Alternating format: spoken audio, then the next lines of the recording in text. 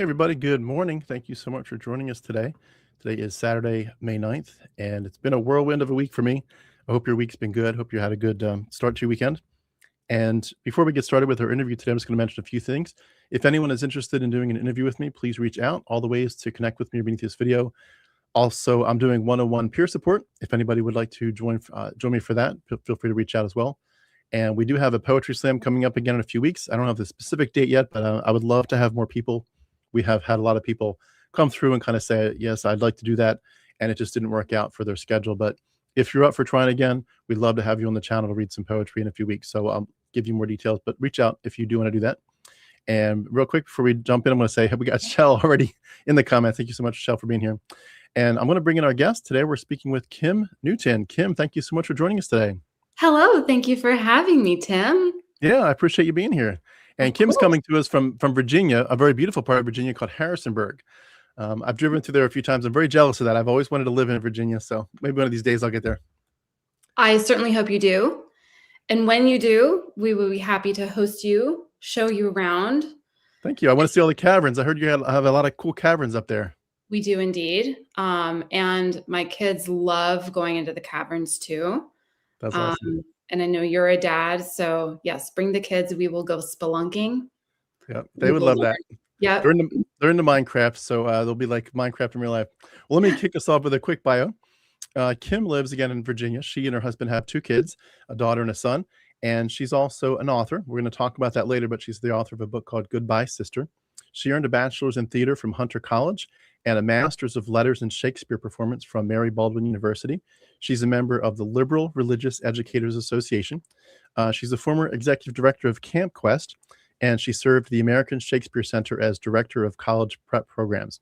She's currently the director of children's religious exploration at Harrisonburg Unitarian Universalist. She's also a high school ESL teacher. And when she's not teaching, she writes children's stories, enjoys plays, and just loves spending time with her family. I'll have the link for her book beneath this video, so if you want to go check it out or buy it, please do so.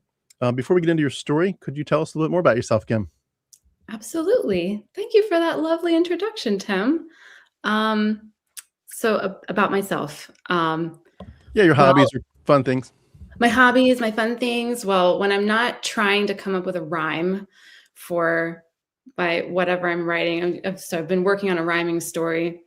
So I'm constantly trying to like count iams on my fingers and come up with rhymes, but for my stories. But when I'm not doing that, I love sitting in my backyard and enjoying a cup of tea, listening to the birds. I really pour a lot of passion into my work for Unitarian Universalism.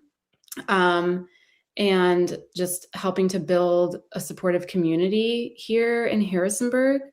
Spend a lot of time with the kids. We love to travel. We like to spend time with family in the UK. So we're a dual national family, and that's kind of a big part of our identity. We love getting out on hikes and just enjoying all that this beautiful area has to offer. That's awesome. Very, very cool. Mm-hmm. I was going to say, just for everyone's FYI, the Unitarian Universalists are not fundamentalists. So if anyone is like, wait a second, she still goes to church, there is a difference. And we'll get into that more I'm Indeed, sure, in a little bit. We can talk about that. Yeah, I was actually honored to have a former Unitarian pastor on the channel years ago when I first started it, 6 years ago. Okay. He was a pastor in Dublin, and it was great. He was an author of several books that were really important to me at the time. So I got exposed a little bit to it then, but it's funny, when I was growing up, I knew of a Unitarian Universalist church in the area. And it was like there's this general understanding that they're kind of like Satanists. They're kind of the bad guys. It's obviously flipped since then. But anyway, we'll have you clarify that in a little bit. Yes, I know that the main title that we're talking about is How to Help Children Make Sense of the World. We are going to talk about that in a little bit. I do want to make sure that we give Kim a chance to share her story. Before we do, I just want to mention, it looks like somebody here, who was it? Shell says, I went to Camp Quest. So I'm not going to read comments throughout the whole thing, but I just want to mention that real quick. Shell went to Camp Quest. So that's really cool. Oh, cool, Shell. That's awesome. Yeah. And hey, Susanna in Scotland. Great to see you here. So if you could tell us about your journey, like what was it like growing up religiously in your household? What did you hear about Jesus and the Bible and the gospel and heaven and hell and that kind of stuff? Yes. So I'm from this area of Virginia, which is beautiful. It's rural. It's become very diverse. And in my childhood, of course, I grew up in a small town here at the base of the mountains called Stanton, and um, you know, we were um, we were church going people like everyone else, in town. And my my parents came from religious backgrounds. Father, my father's family and his parents were Baptists, and like my grandparents, who I adored and was so close with, were granddad was a deacon in the Baptist church, and grandma taught Sunday school. And um, my mother's side of the family I wasn't as close with, but I knew that she was raised in the Catholic Church. And so I grew up first going to a Baptist church, and I loved Sunday school. I was all about it. I was like, yeah, give me the songs, give me the stories. I took a lot of, pride and identity from, of course, that being my community, and my sense of community and belonging came from church. Um, and then I think something happened, probably like the pastor got run out of town or something. Like it happens, like some fallout happened, and we changed churches over to the Presbyterian church. you know. Mm. Where, again, another wonderful community of wonderful people, welcoming. Got involved with the children's choir, and that really fostered my love of music and art through the choir director there. And then I was sort of stopped attending a little bit. My parents weren't too strict about getting up and going every single Sunday, but we kind of went in waves. Um, and then, but we were baptized at the Presbyterian church. I remember that. And then when I was in high school, my boyfriend attended another local Baptist church. So of course I went to church with him and got involved with the youth group, and it was fun. Again, warm, welcoming community of believers who were passionate about doing the work of the Lord, right? And we went on mission trips, which I loved and still have fond memories of doing that. Were some of those overseas as well? No, not overseas, but sort of more in rural parts of Virginia, where there's a lot of poverty. Yeah. And so that was a really formative time. And also when you're a teenager, that's a time where you also start questioning and sort of comparing things, and your world's expanding. And so I remember a conversation specifically with my youth group leader at the time, who I am, by the way, still friends with. And I remember sitting there saying, but if this is what we know about the universe, where is God? I was really trying to place this concept of a deity into what I was learning about physics, right? And about the known universe, and what I was learning about theology, and that questioning for me continued through my college years, living in New York City, kind of like having that small town mindset to big expansive world mindset was life-changing. It's a huge shift. Yeah. Mm-hmm. And so I remember, earlier days of the internet where you could take that BeliefNet quiz, the BeliefNet quiz. And it was like, you might be a Unitarian Universalist. And I was like, okay, never heard of that before. So I think so I was in college, and I took myself to I Googled UU, local UU, map quested the walking directions, how to get there. And I went, and I wasn't impressed. I was like, I don't know about this. So, but it's kind of funny to full circle. Now I've found since several congregations who I felt connected with and found community in since that time. Was your lack of being impressed because of them not being strong and preaching the word or that kind of stuff, or fundamentals? No, because I think by that point, I had really made up my mind on my own that I was like, this Jesus thing, I'm not quite with it. Like, I get the teachings and all. I'm all about the love your neighbor thing, but I really, the textual scholar in me and the historian in me, and the storyteller in me really recognized, those stories for what they are.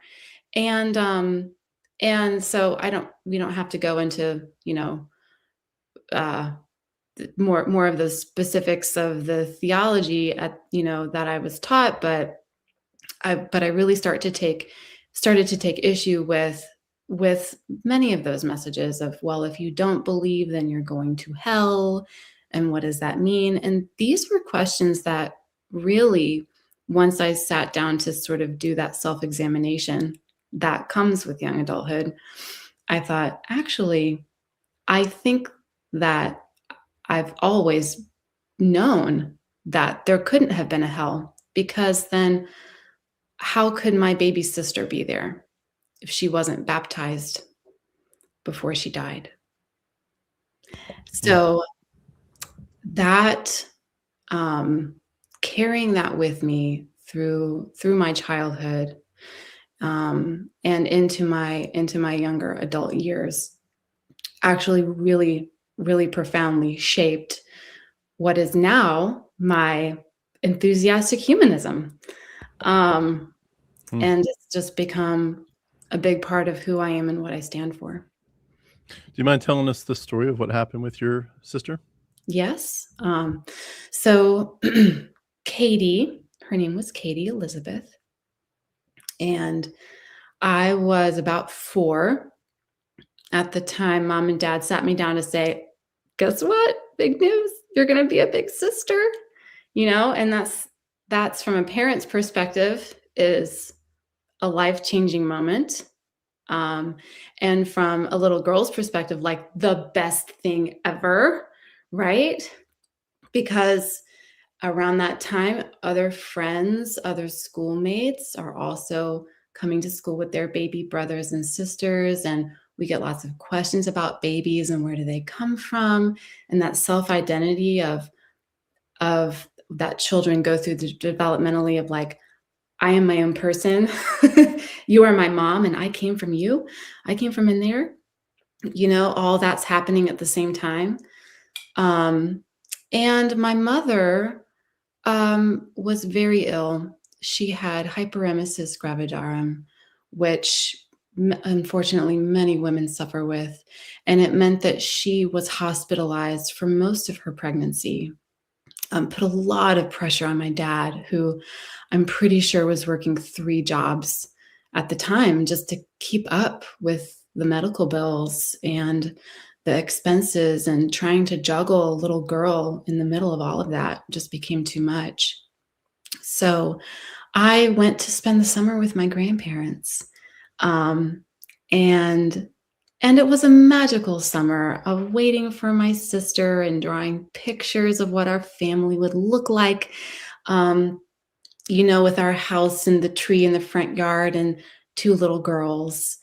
And I remember my grandmother actually later reminded me that she took me to the local hospital to do a big sister, big brother, orientation kind of thing, where you got to hold a baby and you got a certificate, for you're going to be a big brother. So it was this big buildup.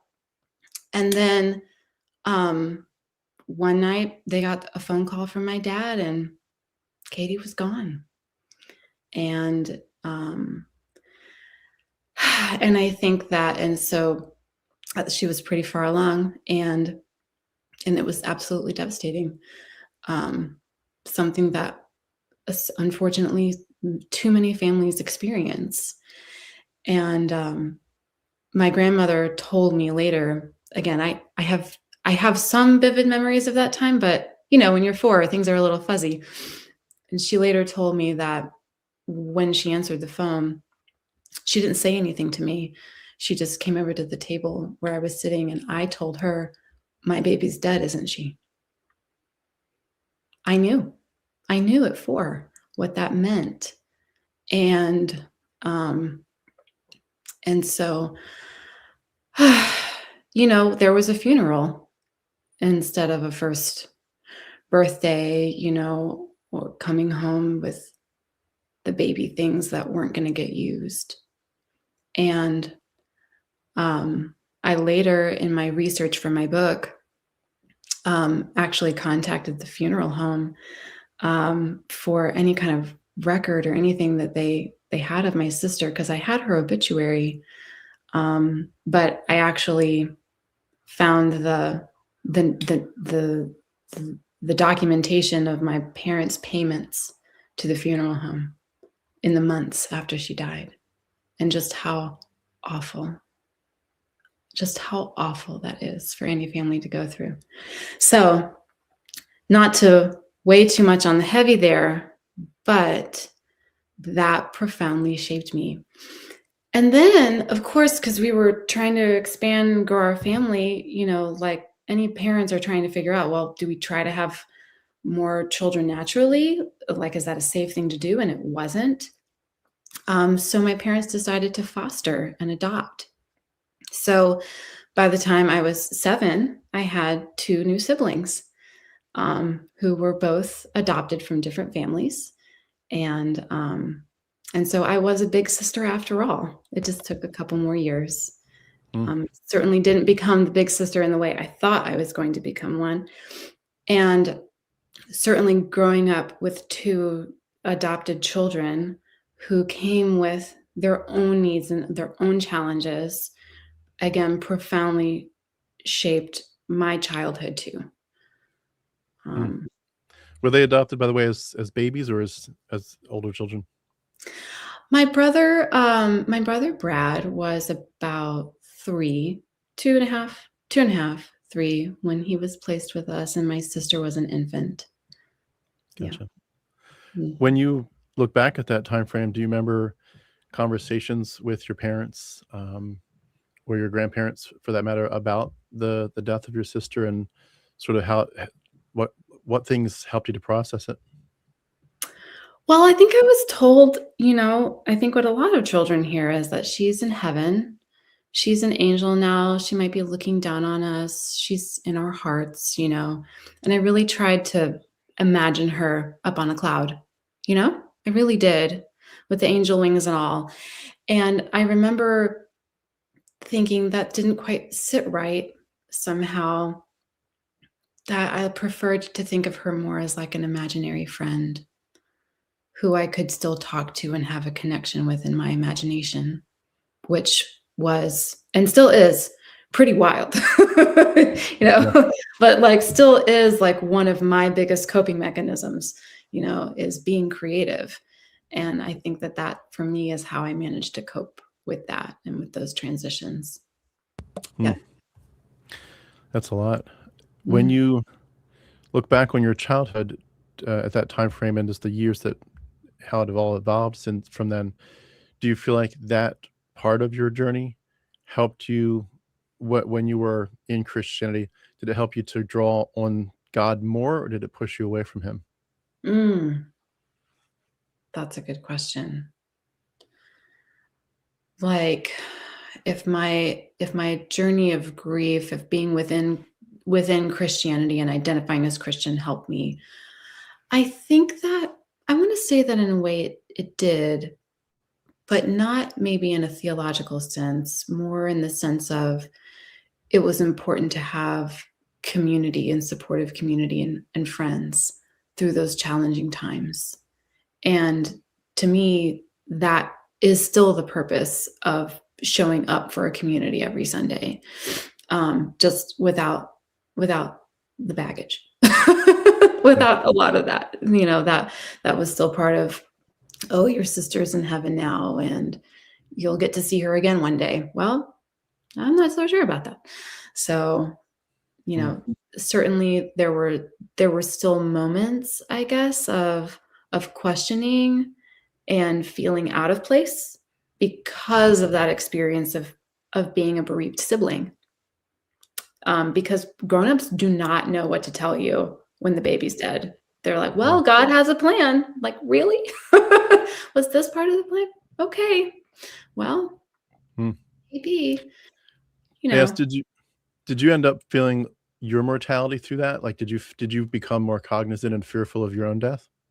I did. I'm sure I must have done. I don't have any specific memories as a child, but certainly as an adult, I do still carry that very much a keen sense of mortality. Maybe not just because my sister died, but because in 2020 my adopted brother died too.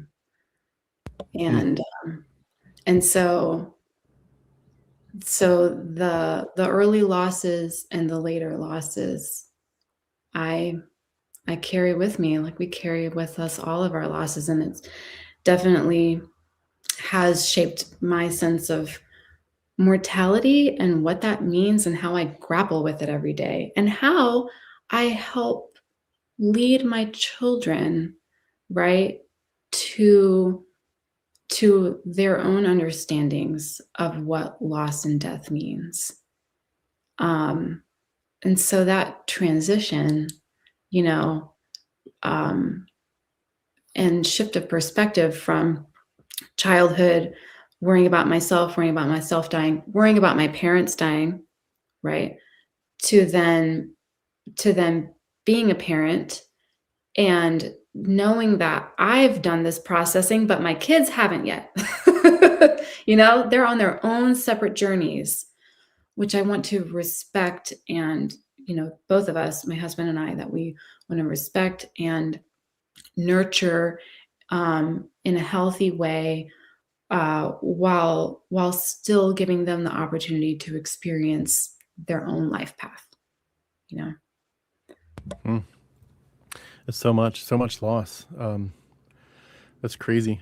I almost can't quite imagine it. I was quite the opposite in one sense, that I saw other families having losses, and I kind of lived with the existential dread of, like, I wonder when our family's gonna have a major loss, and it just, like, never came for decades. It never came, and it kind of became an opposite, like, shadow. I'm like, I know it's like we're kind of overdue for it, but it just never came. And obviously, eventually, older people get too old to keep living. It happens eventually, but for a while, I kind of lived with the dread of, like, it's probably should have happened by now to somebody, and I just nobody near me is dying. So it was kind of like, but I remember fearing that it's like it's the luck of the draw, the roll of the dice. Like, you're eventually it's gonna hit you, and Eventually, yes, we do experience death. And so I think that too was like, well, we live in a society in which we're very much removed from death, right?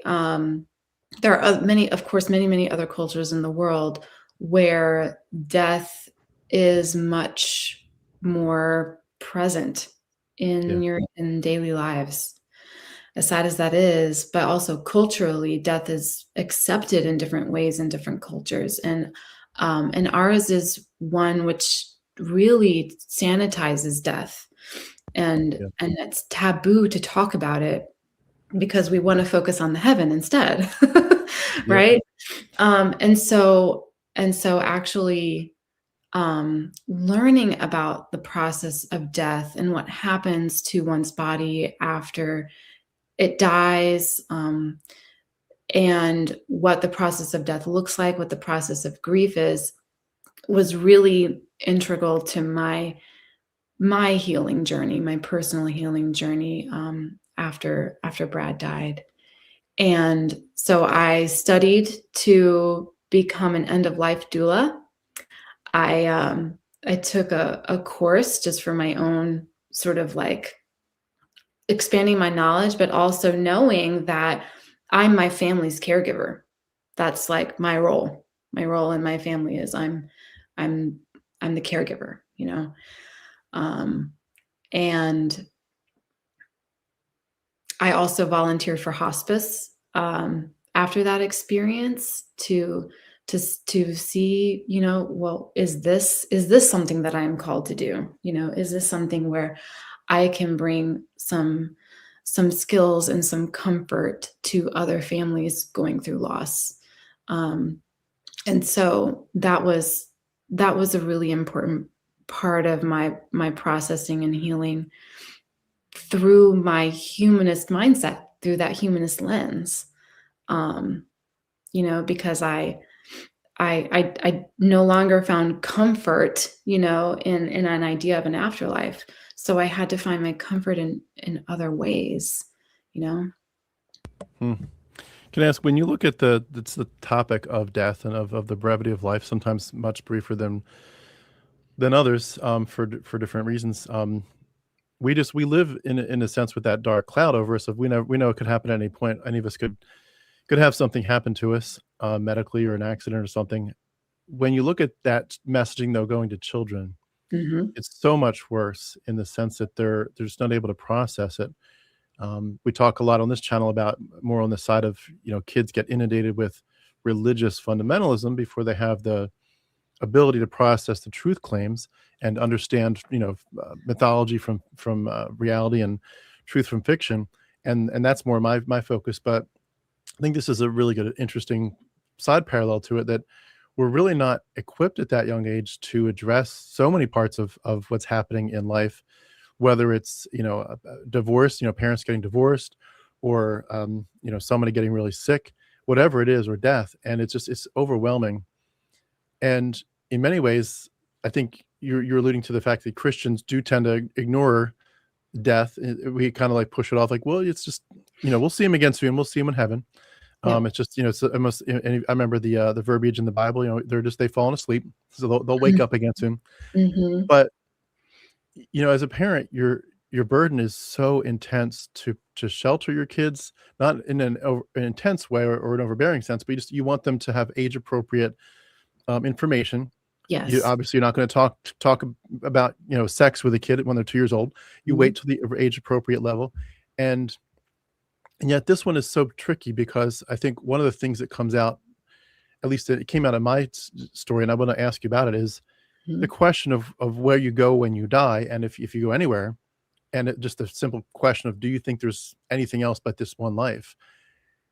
When you bring that up to kids, you immediately get a lot of pushback from people that would say, "Don't say that to kids. That's too much for kids to grasp. Mm. It's too intense for a child to be told you have one life and that's it," or Mm. that, at least, or to say that's what daddy thinks. Mm. And I chose the route very much of being very honest and upfront and saying, "This is what daddy thinks. I don't think Mhm. we go anywhere. I think we have one life. You need to live it to the fullest, and live it, to bless as many people as you can while you're here." Mhm. But how do you handle that question with kids? How do you bring out information, but at levels and stages that you feel like is enough, where it's not too much for their precious little hearts to bear?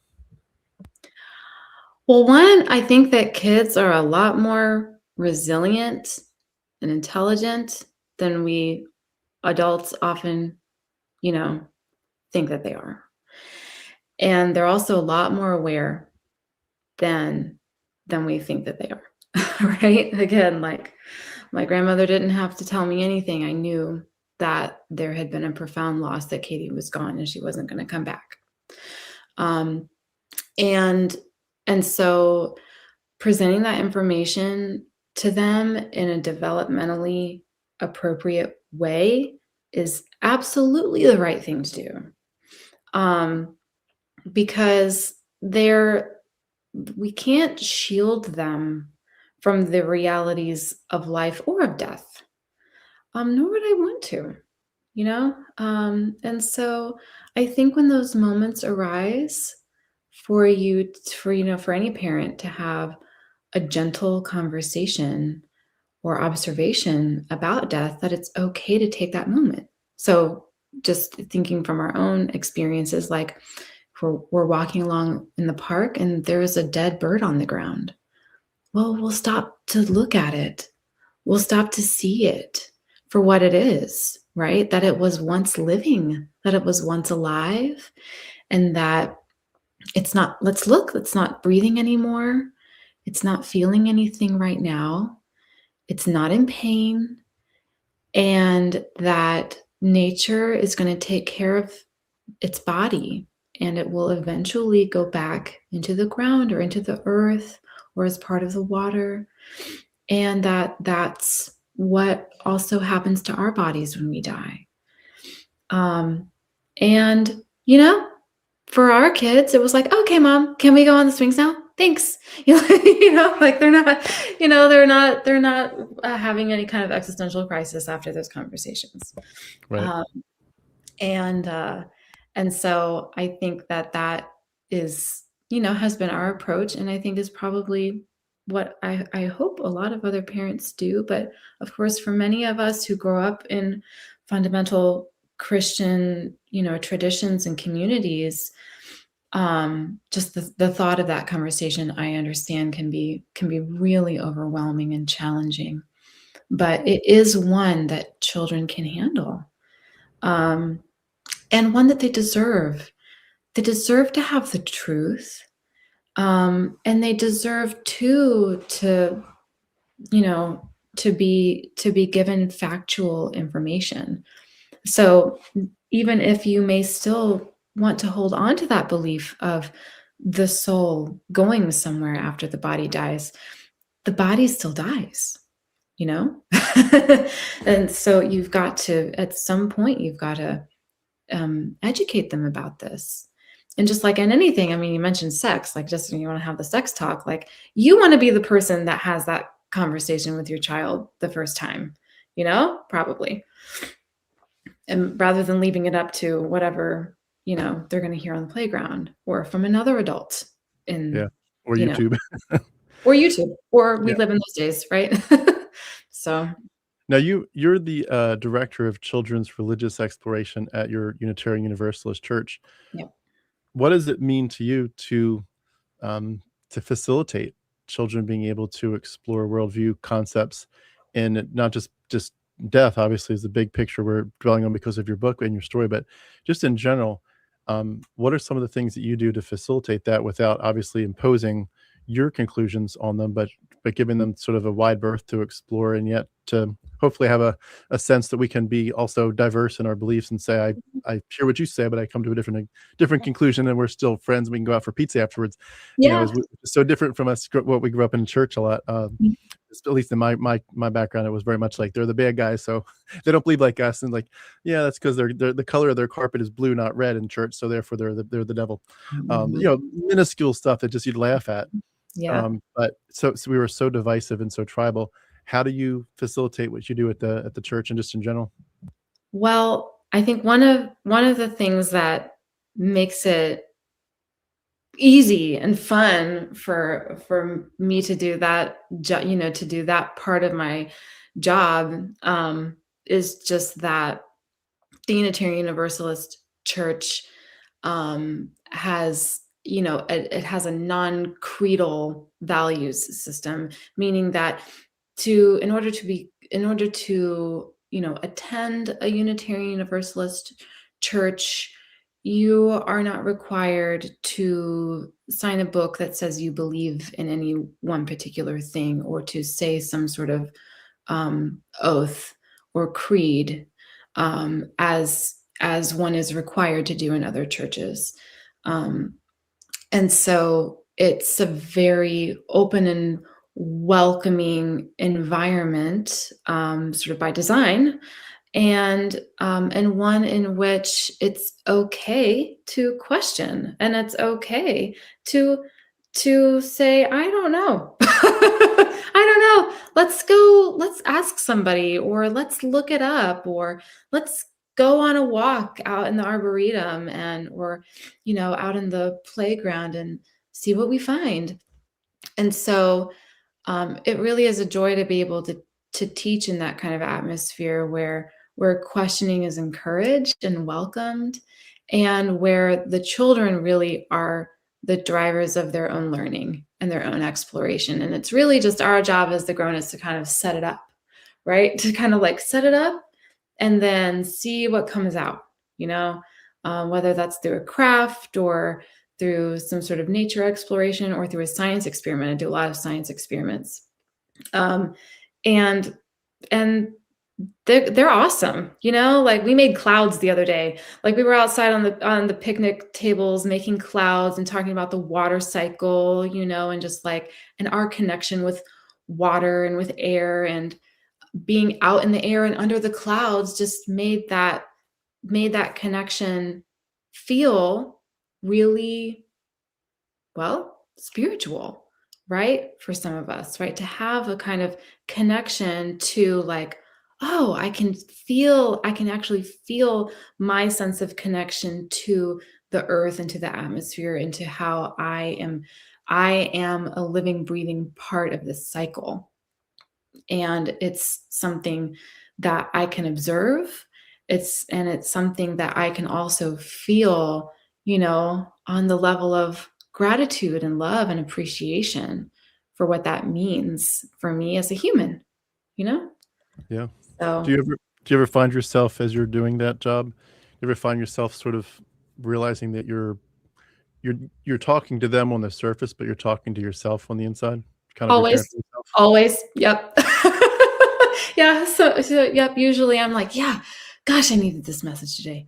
Whew, yeah, good reminder, Kim."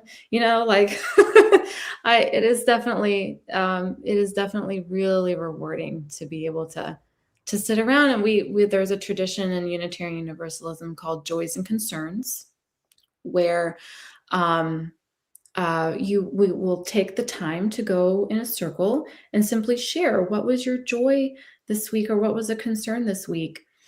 And this level of sharing, um, is an opportunity for some really, honest vulnerability, right? Honest sharing, which is often not welcome in many other church communities.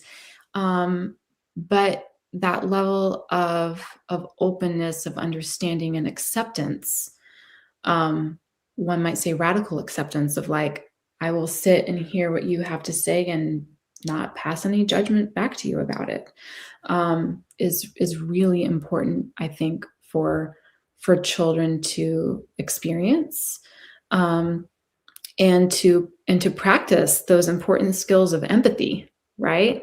Of Yep. empathy, of like understanding that other people have different experiences and perspectives, that we're all going through different challenges in our lives, whether it's a lost tooth or a basketball game coming up, or something really heavy, like mom and dad going through something challenging, um, or or questioning one's own identity, you know. And so to me, it's really important to make those spaces, those safe spaces. It's certainly what Camp Quest does and is still doing beautifully, and one that I know that many of my fellow religious educators are doing at UUs too. Hmm. Can I ask, just sort of broadening the topics a little bit, when you look at the current world situation, there's just so much going on, and in many ways, I wouldn't consider my kids necessarily old enough to watch the evening news, Mm. but I'm not old enough to watch the evening news. I'm yeah, I was, and now I'm not anymore. Um, but there's a lot going on there, especially when you look at the ways that not just our society is changing, but also the ways that we are certainly not loving our neighbors anymore, and the ways that we are certainly removing messages of diversity and inclusion, and all that. And we're seeing increasing levels of animosity against people with different um, different ways that their sexuality comes out, and you end up feeling like in many ways you have to kind of give them a bit of a primer. You don't want to in any way impose your worldview conclusions, but you also, I think it's important to say that they are going to get, I mean, children are going to get in one sense indoctrinated, and I mean that very generically. They're going to get indoctrinated by whatever their experience is. And Mhm. if that's going to happen, I would certainly want to, if I have to say that they get indoctrinated by something, I want that to be indoctrinated by kindness and empathy and love and respect, and a Yeah. willingness to go out of your way to care and so forth, um, and a respect for diversity and a willingness to include people that are different. How Mhm. do you sort of feel like you're preparing your kids, or maybe if it's conversations yet to come, how will you prepare them for the fact that the world has probably changed a lot since the world that we grew up in, and Yes. um, it's going to require in some ways a whole different level of preparation as well as commitment to stay on this. If we're going to say, in a sense, stand your ground, against the when we were Christians, it was always like stand your ground against the awful feminists and the pagans and the Satanists and the Catholics and all that. Stand your ground. Stand your ground as a fundamentalist Christian who knows the Bible's the word of God. But now, in a sense, we have to say we're going to stand our ground, but for sanity and for empathy and for rationality and for for basically, it feels like we're fighting for our democracy's last few breaths. And it's like that is going to require them, in a sense, to be, I hate to say it this way, but just like we were planning on being little soldiers for Jesus, we are going to have to kind of raise people up to be brave, to be soldiers for an empathetic but rational world of diversity, equity, inclusion, and so forth. There's just so many ways in which their world is going to be probably harder than we can imagine. That's right. How do you look at that very daunting task and prepare for that, help them prepare for it? Well, you're right. It's daunting, but the beautiful part of it is, and they remind me of this every day, my two kids, right? That it's going to be okay.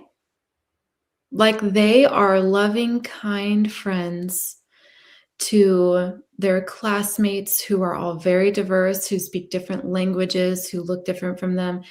And we also, for my daughter particularly, are, we are sensitive, and we are increasingly, raising her awareness to her privilege, because we are, by virtue of the color of our skin and where we live and our socioeconomic status. And no, we're not rich. I'm a public school teacher. But we certainly have a life of privilege. That means that we're trying to help them understand that the way that they've been raised in their worldview, right? I mean, you said indoctrination into kindness in our house, right? That we're hoping, that doesn't exist everywhere. And it's hard because she's getting more exposure to the news and what kids are talking about at school. And it's like, how do we talk about that? How do we talk about the fact that, a woman named Renee and a man named Alex really sadly died, early this year, and how and why. And so while she doesn't have that full awareness, I think, just like the conversation about death, like the conversation about politics, it is definitely, in current events, is definitely one to continue having with your kids. We're still figuring it out. We don't feel like we do it perfect every day, but definitely starting the conversation is the first step, and sometimes the hardest. And so finding books to help you is a great first step. And there's lots of books out there that help to uplift those values that we share of diversity and inclusion and equity. And I know that we hear those three words a lot, and that they are, contentious, of course, in many communities. But I think that the more we can expose kids to different ideas and different identities and different religious experiences too, that all will help, I hope, sort of, what is it? Rising waters lift all the boats, right? That we're all working towards this, and that if we can help to give them that solid foundation of empathy and kindness, at the same time we're exposing them to this very challenging world full of challenges that we have created, from social unrest to climate change, right?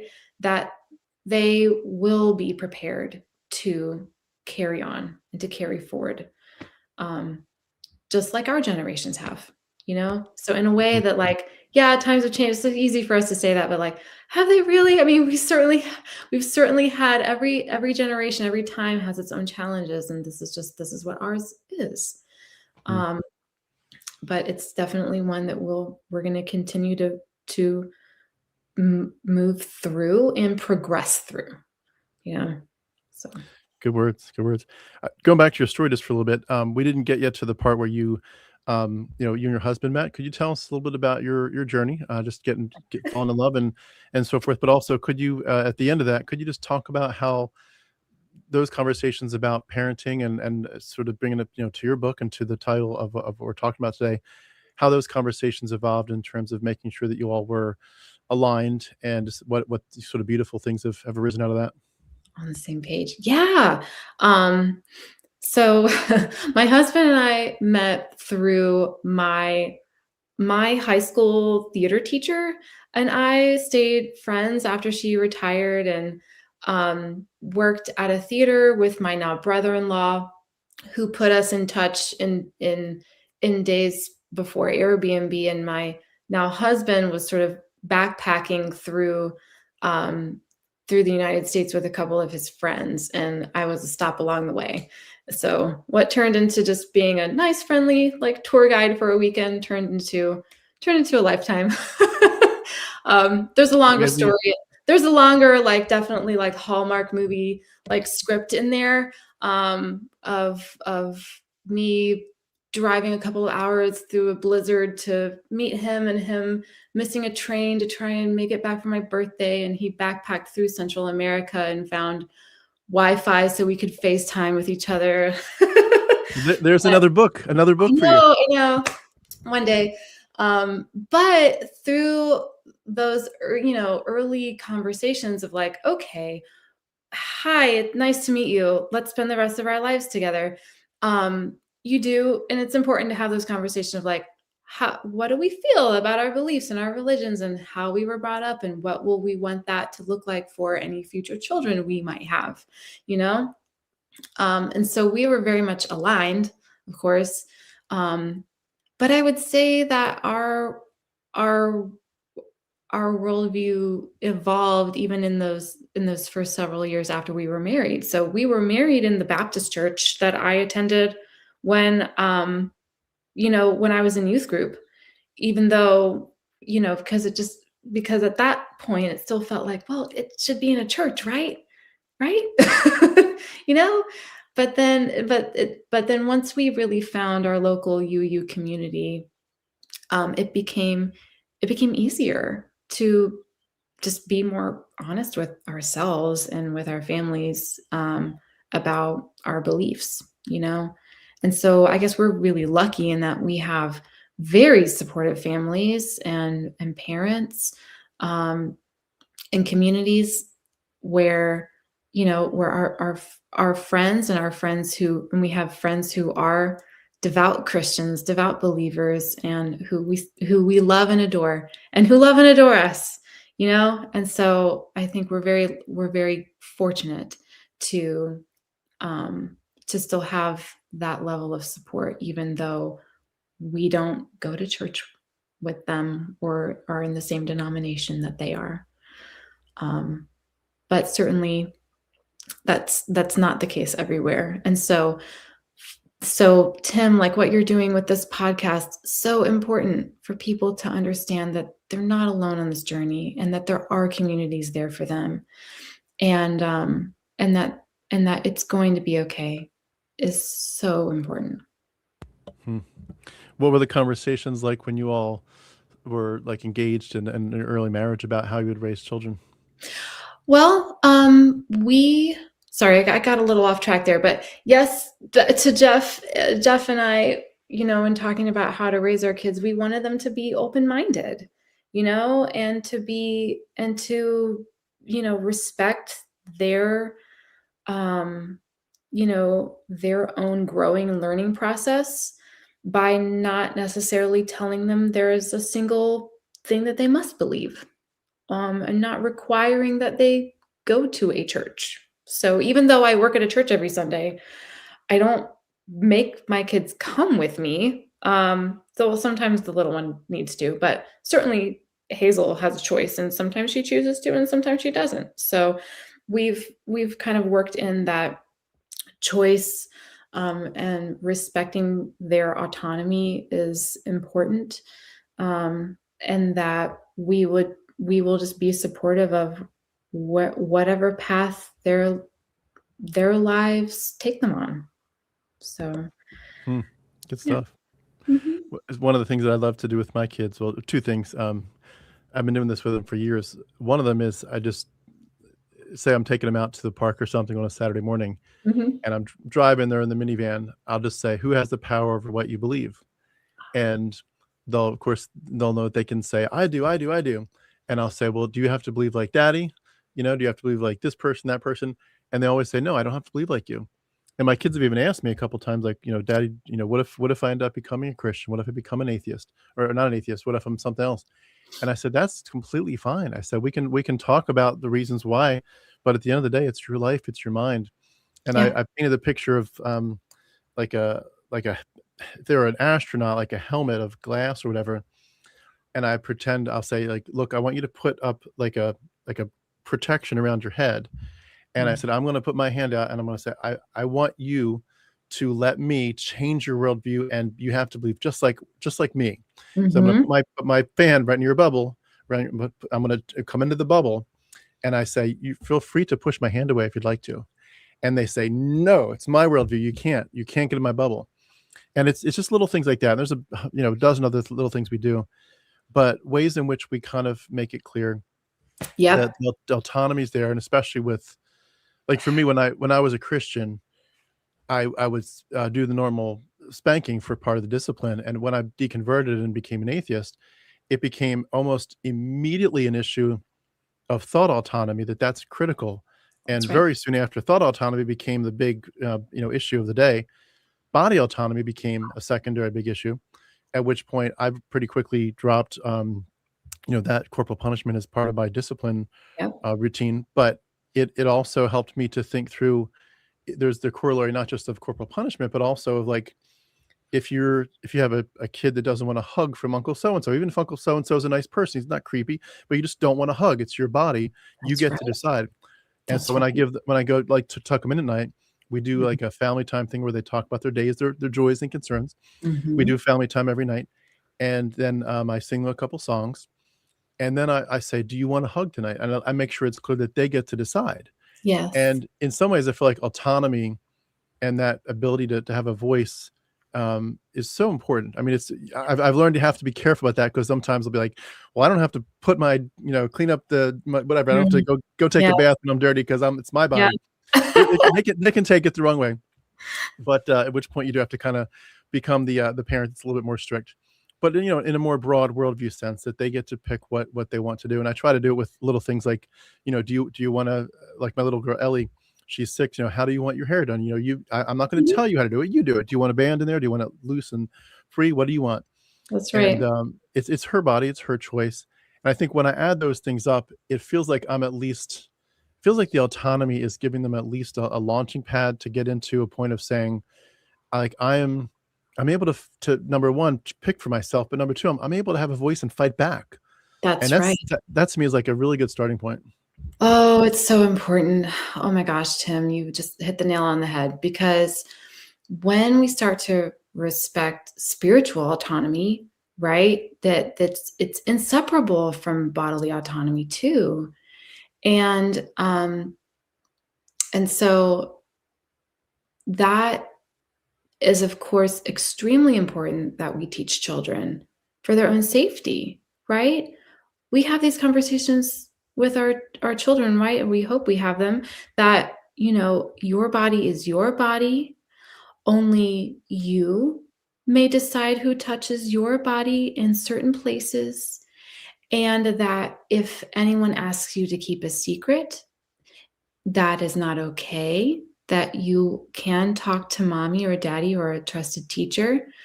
These conversations that we have to have with kids for their own safety. And similarly, like, why you're right. Why don't we also have those conversations about their protecting their spirit? right? Protecting their mind. And so, and of course, it's more challenging, right? It's a lot more challenging to do that, and to know how to do that, and to navigate it in such a way that, like, well, um, grandma might want to take you to church, or give you a book, and that's okay, but and know that that's one way of thinking and looking at the world, and that it's not the only way, you know so yeah, I definitely, I think that absolutely those two are inseparable. um mhm. On that note, did you feel like because of your early thinking through some worldview issues in your life, do you feel like you were able to avoid some of the downfalls and pitfalls of purity culture, in terms of, the idea that you basically belong to your daddy until you belong to a husband and your body's not your own, Yep. and all that stuff, and just the dirtiness? Do you feel like you were able to avoid some of that? I do. I think probably because the churches that we attended were not strictly like fundamentalist. Um, and so, but there was still some vein of that culture definitely there, but it was one that fortunately I did not fall in line with. um, but certainly, going through young adulthood, and uh, trying to figure out my own identity and who I was and how to navigate relationships was absolutely complicated from that original worldview of you have to wait until after marriage to have sex, you know? Um, and so I think one of the great things that's come about since we were in school, right, is, just more awareness about, one, sex ed and the importance of that to young people's learning and identity, and that they deserve to have, factual information about bodies and how they work, and reproduction and how that works, and preferences and consent. And then there's actually a plug for the Unitarian Universalist Association and the United Church of Christ, came together decades ago to create a comprehensive sex ed program called Our Whole Lives. And so that is actually one of the, sort of core curriculum options that, many Unitarian Universalist churches offer to their congregations and communities. So for anyone out there, if you're interested in some comprehensive sex ed education for your children, definitely, check out Our Whole Lives, because a congregation in your community might be offering it. And I think that is really important, especially in communities where the school systems aren't teaching it, Yeah. Hmm. That's really, I've never heard of that. That's really good to know. I appreciate Mhm. that.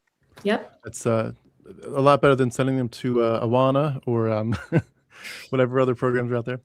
Can I Mhm. ask one of the questions? This is more of a question for you as opposed to what you would teach your kids, but it relates. One of the things that comes up a lot for people who deconstruct and ultimately deconvert is that you end up having Christians attack you a lot with different messages. Some of the big ones are things like, you clearly just wanted to sin. Um, some of the more patronizing ones of you're just in the wrong church, or you obviously have some church hurt. Somebody hurt you, and I'm so sorry about that, but that's not God. God didn't hurt you, and it just, the list goes on and on of things that people would say. But one of the biggest things that Christians love to throw at us is, you have no purpose left. You have Oh, no ultimate morality. Like, where mhm. does your morality come from? Where does your purpose come from? Yeah. When you look at that, both, this is sort of directing it to you, but also how you raise your kids. If and when those questions come up, especially with your kids, how do you address those questions of morality, and especially of ultimate meaning and purpose, Right. knowing that it isn't the same as it used to be before? You're right. So the whole title here is, helping children make meaning, right? We've been talking about that the whole time, right? How do I make meaning from out of my spirituality? How do I make meaning from understanding my body and how I'm related to the earth? And how do I make meaning of, well, what am I here for? What is my purpose? And this is something that, again, especially in our culture, there's, I think even in secular culture, there is a big focus on meaning and purpose in terms of, for example, educational attainment, right? Well, and so many young people suffer crises when they get to college, right? Where they graduate high school and suddenly they're not in the career that they thought they should have, or they're not in the major they thought they should have, or they haven't attained a certain level of accomplishment, right? That they've been told should be achievable. And they suffer real crises of meaning, right? Of, well, then what's my purpose? What am I here for if I can't do this or achieve this? Or and so, how do we help kids through those kinds of messages too is really important.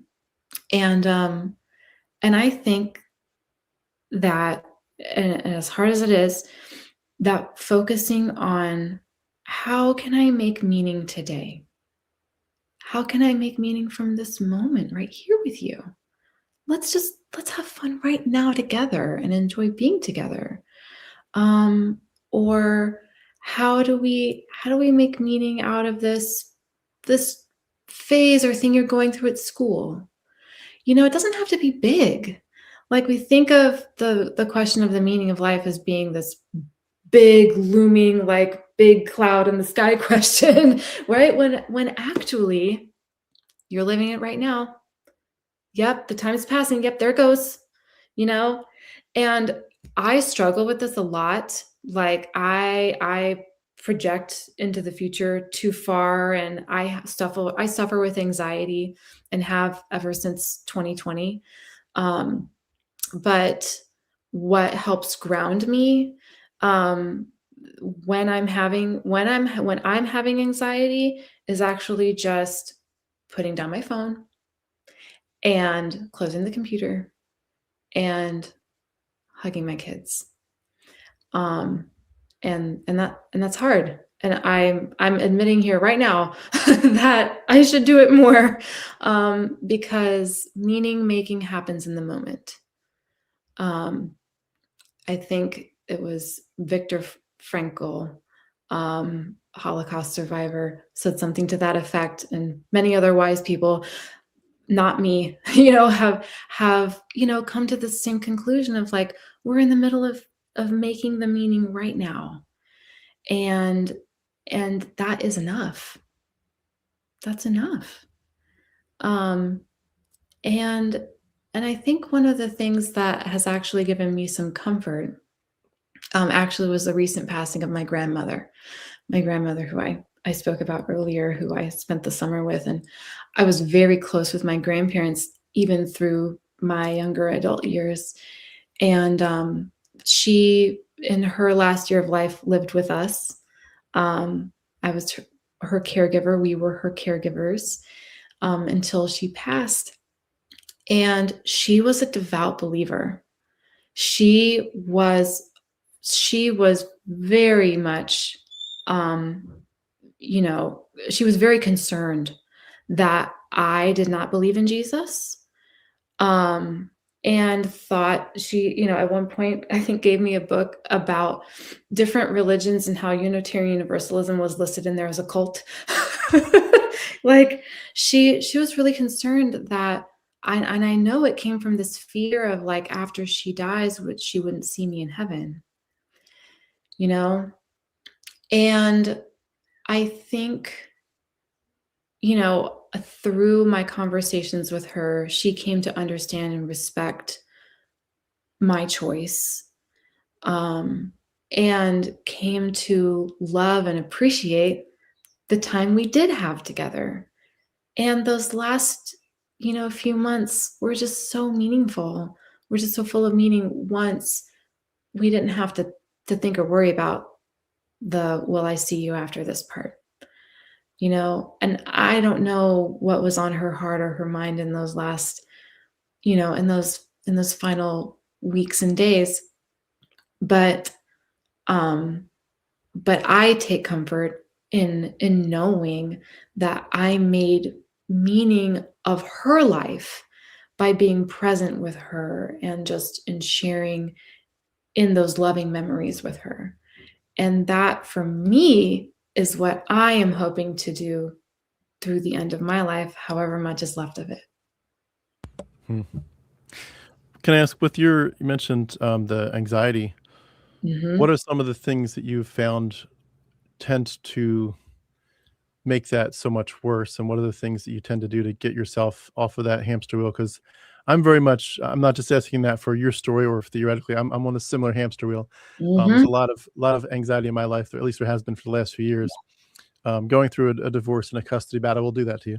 Yeah. Um, but in terms of like how do you get back to a place of, just feeling safe in your own skin, safe in your own thoughts and your own body, and then also trying to pursue the joy and pursue the beauty or create the beauty if it's not there. But what takes you out of that spot and what brings you back? Well, it might be the time for me to share about my brother's passing. I talked a little bit about Katie, but so I mentioned 2020. That was a year, wasn't it? For in more ways than one. And that let's see, what was it? What March was about when COVID was coming around. And we all shifted to, okay, we're gonna work from home. Okay, daycare's closed. Okay, we're masking. All right, we're not going to the grocery store. Okay, we're going through those stages of the early pandemic.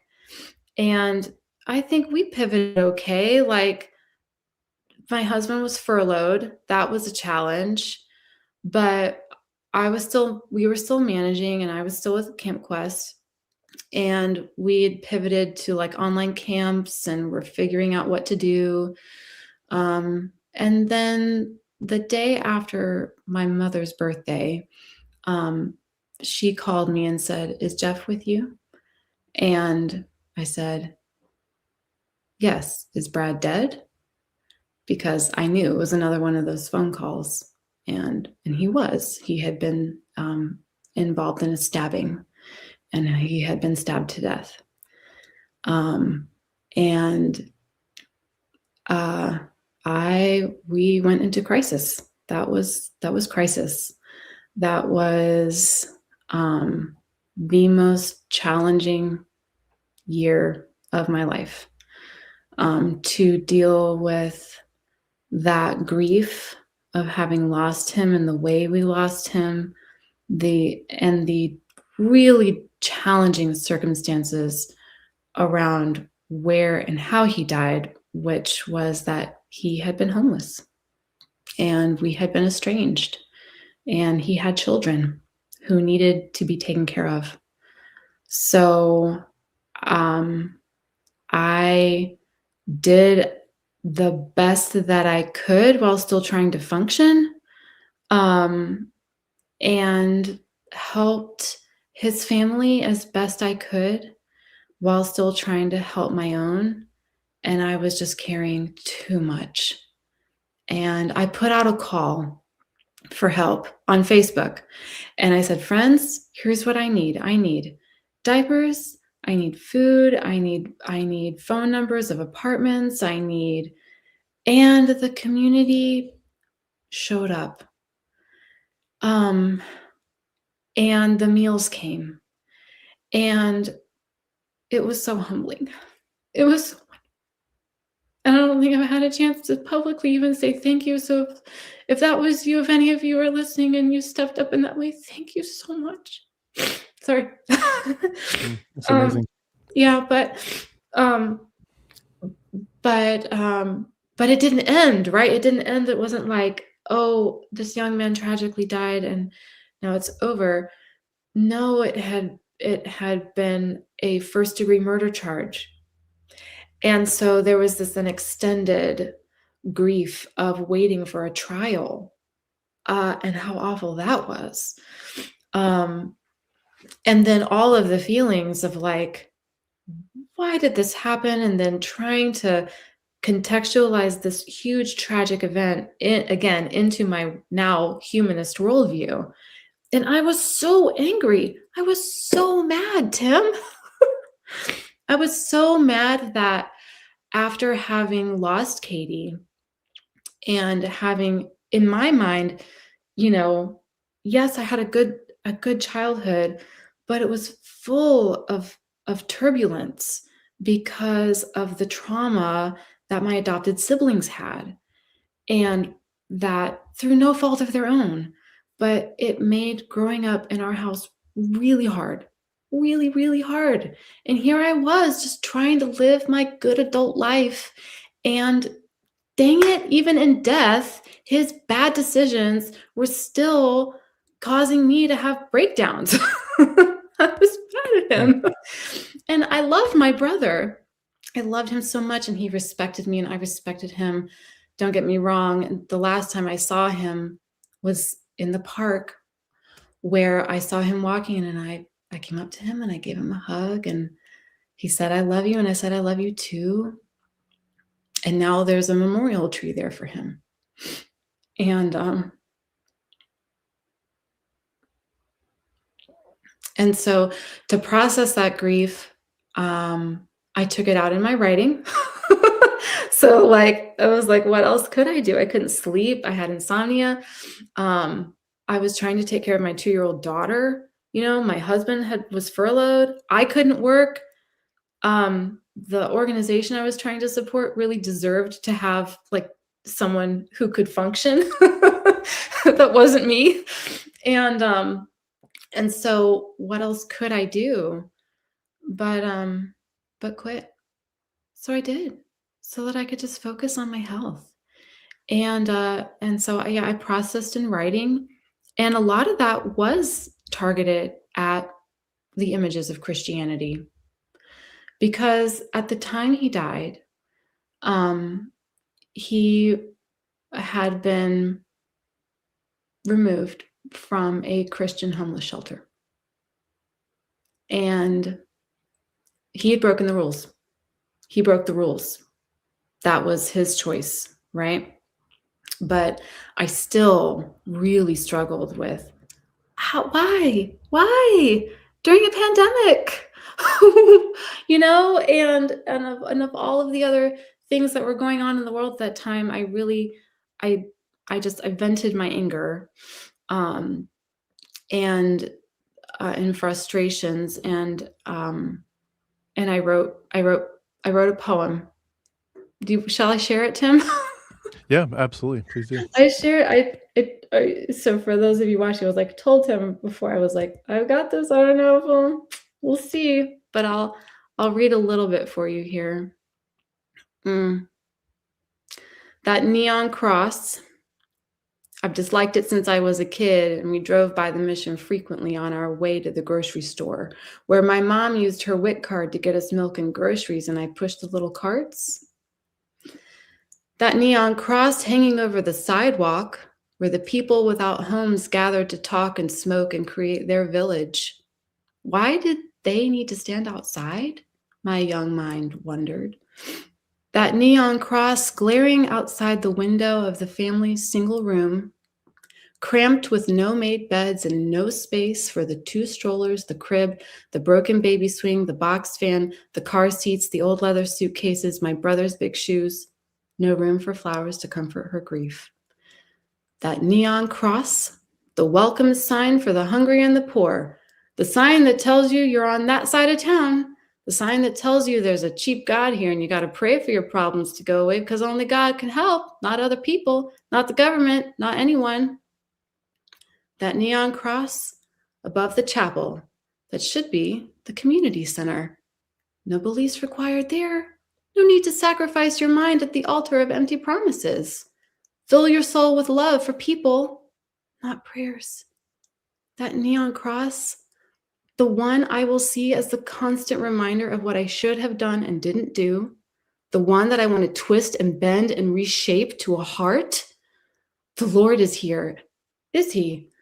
Love is here would be my sign. That neon cross, glaring in our eyes so we can't see past the walls and into the narrow gloom. The prison white walls, the whiteboard on the wall still with his name, toilets after work. Why should he have to flush down his dignity every day? No wonder he felt empty. That neon cross, what sacrifices have you made? Where was the giving of the son by his father when they gave the kiss of Judas, a crumpled yellow post-it, homeless connection hotline neatly written in my brother's hand, the Judas kiss? May the pandemic beyond these walls swallow you. That neon cross, I hope it fades with this grief, this pain, this longing to give one last hug.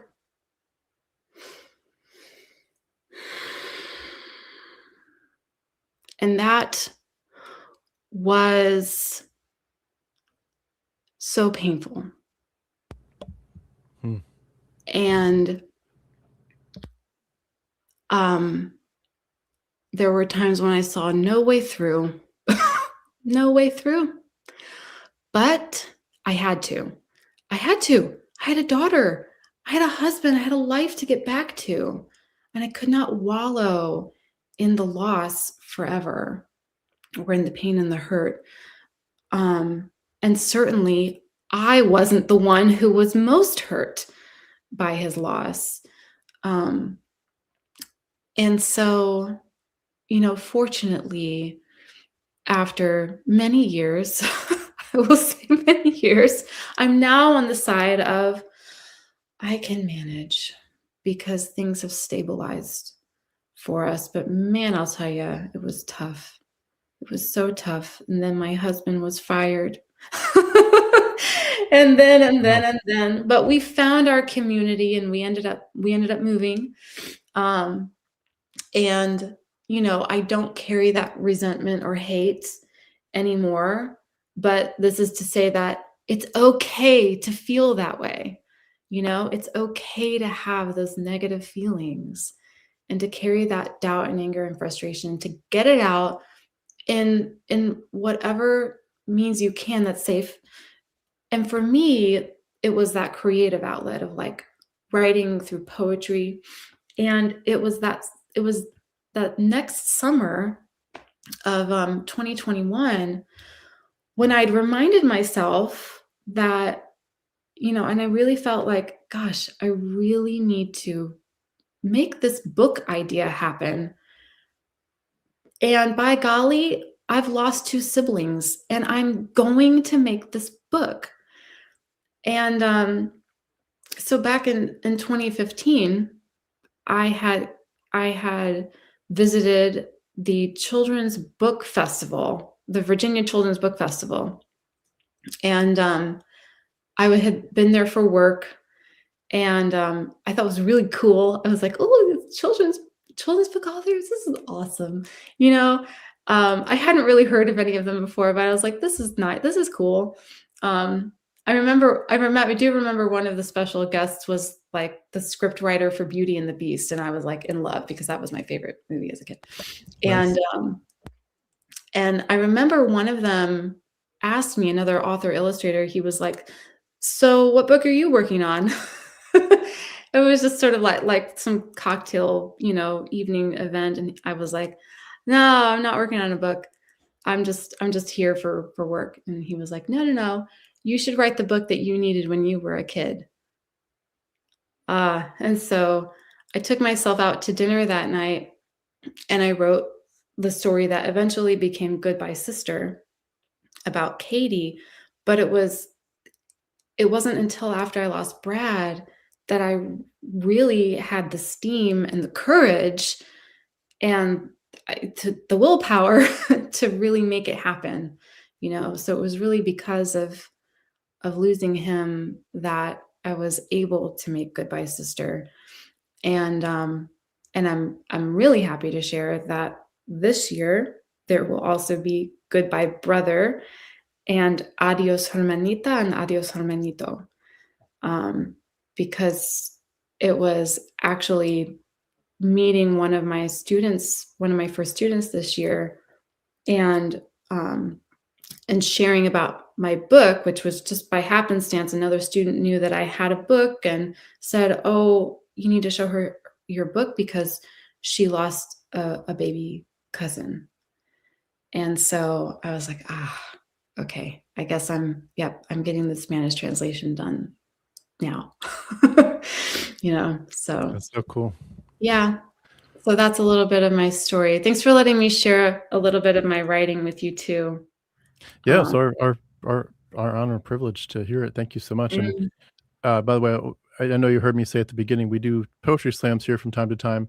If you ever happen to see the notifications that's coming out, we'd love to have you back to share whatever poetry is on your heart at that point. But wow, thank what you. a powerful message! And I love how so much of what you're doing is really going back in a sense to your childhood self. And I like to imagine a lot the idea of time travel. I grew up on Star Trek, and all that, but I love the idea of, like, wishing we could go back in time to our childhood selves, and it's like you can't, but you kinda have to do it in your imagination, and it's so healing when you can kind of send that message, and I've loved thinking through not just going backwards, but also going forwards and saying, the childhood you needs the adult you that's gone through it That's to right. go back to that childhood you, but also the future you needs to tell you something Yeah, that it's gonna be okay, but also the future you needs you to tell the future you, "I'm gonna work my ass off to make sure that our future is safe and healed and grounded." that's And, right. just, it's like you're kinda talking to yourself through time, and it's an amazing imagination. Maybe I should write a book about it someday, who knows? But, Yes, you will, Tim. I will it's say, so that process of creating Goodbye Sister, it was and still is a labor of love. Um, and but it made me realize that, maybe I do have something to offer, And so yeah, I've continued to write stories. I'm querying another one right now that's really more like broad market, more for social emotional development and understanding and accepting negative emotions. That's kind of where I'm at now with my interest in sort of in social emotional research and reading and children's lit. what a Um, great topic. yeah, I mean, because it's where I'm at. It's the kind of books that I needed and the kind of stories that I want to write and share, and that I think that my kids enjoy and that others might too. So I Hmm. think that if you've got a story in you, you owe it to yourself to get it out on paper.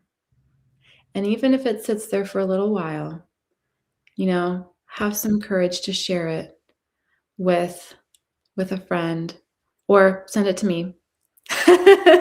I'll happily read. That's awesome. I was gonna say, I wanted to read to you. Can I read a poem back to you? Please. This isn't I shouldn't say it's a poem, it's a song, but, poem Okay, slash that song. you wrote, Tim?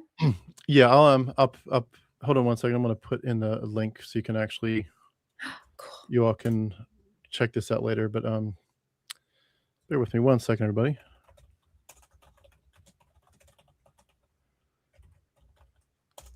Tell you what, I'm glad I type fast. I remember, I tested once for like 100 words a minute, and, I'm glad I type fast because it saves a lot of effort when you're doing this. I wanna share this link. You all don't have to go to it now, but you can, pop it up and if you want to. But I have a channel, called Harmonic Super Kids where I make songs for my kids. I haven't been able to produce some in a while. It's been a minute, but, I've got maybe 12 of them up so far, but I've got about another 200 I'm working on, literally. But this one is called "Being a Little Kid is Hard Sometimes."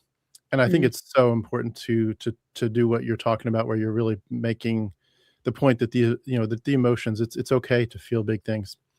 yeah. Um, well, maybe I'll sing it. Do I want a good reason to stop watching? I'll sing now. Dang, Um, you're being treated, yes! my voice isn't so good, especially in the mornings, but we'll do our best. Just forgive Do me. it. It's again, being a little kid is hard sometimes. Being a little boy is hard sometimes. The world is so big and I'm so small. I just want to run and play and jump all around, but sometimes all that I do is fall. Being a little girl is hard sometimes. The world is so big and I'm so small. I just want to run and play and jump all around, but sometimes all that I do is fall. I don't always know and I don't understand all the things that you have said to me. I like growing up, but I like being small. I just want to enjoy being me. Being a little kid is hard sometimes. I just want to know that you love me. Please hold me tight. Please understand.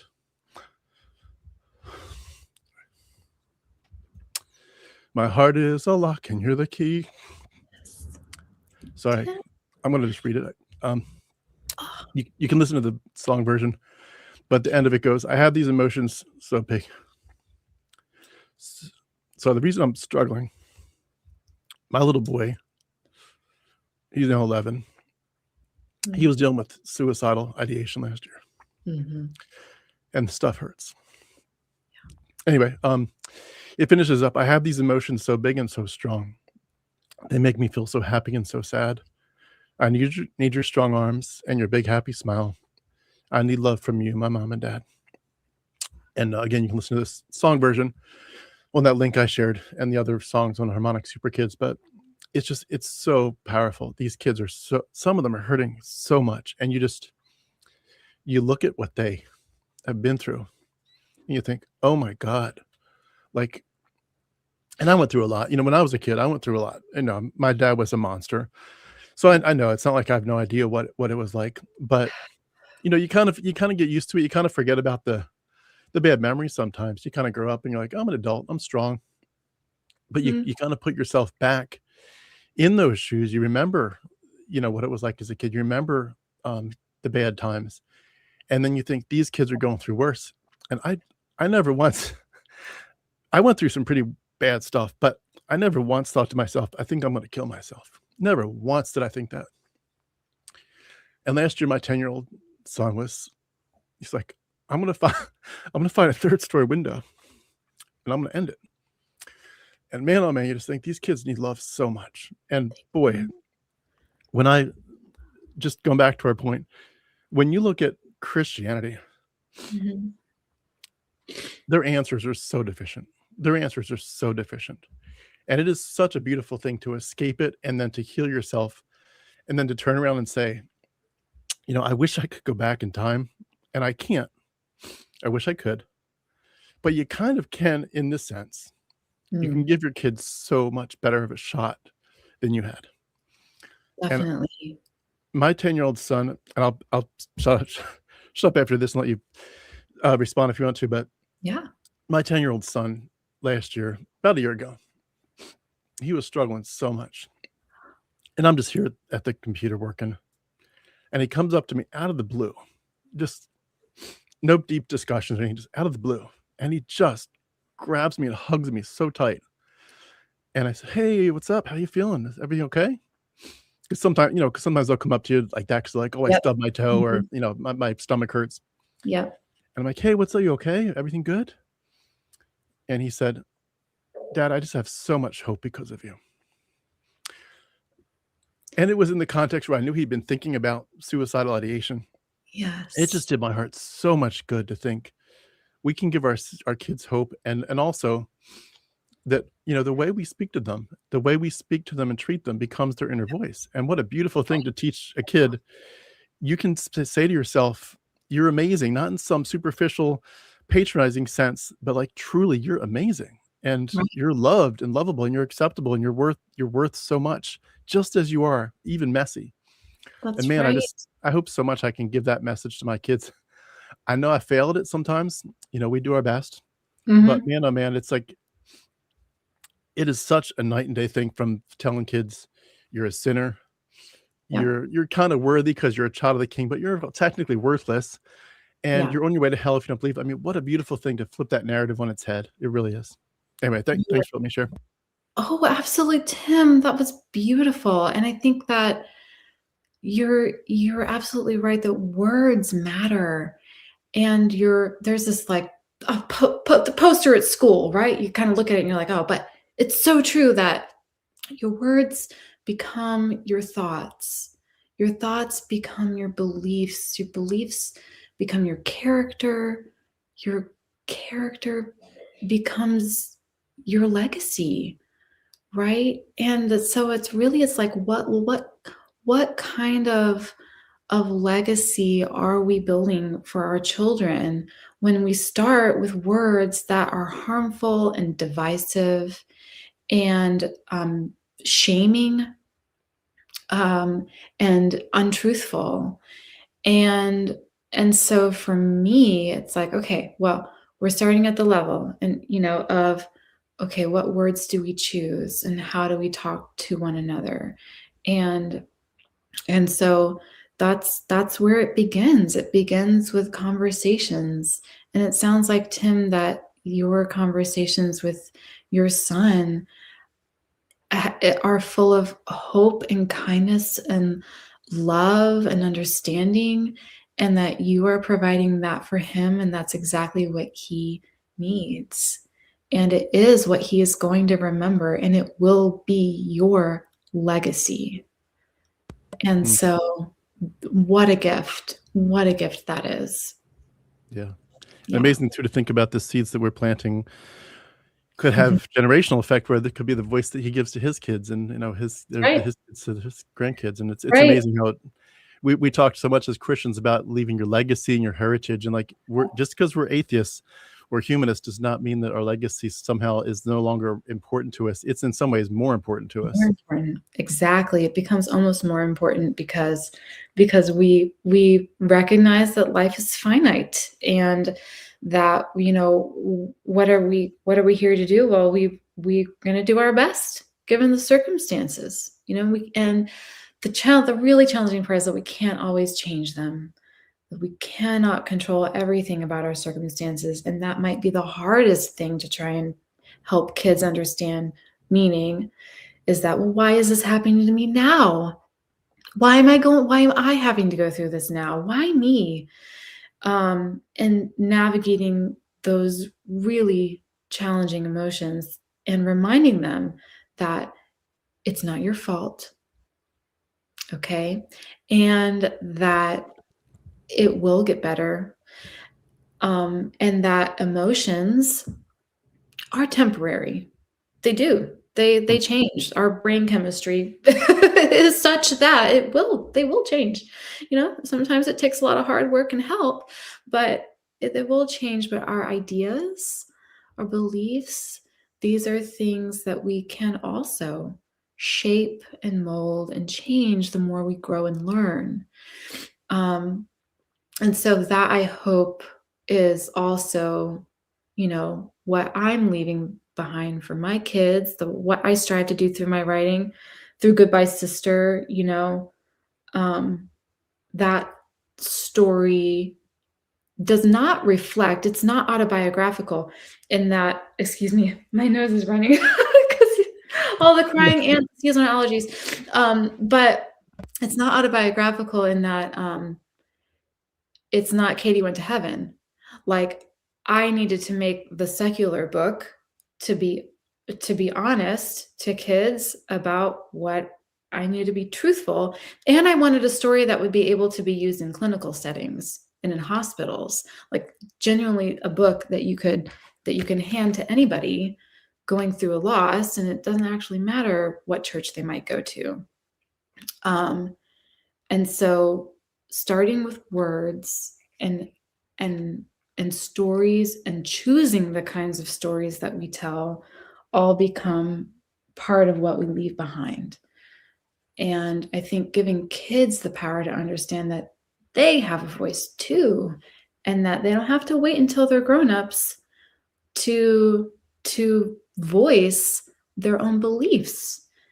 And again, it's kind of our job. Our job is to kind of make those safe spaces and to be that safe space at home. Yeah, well said.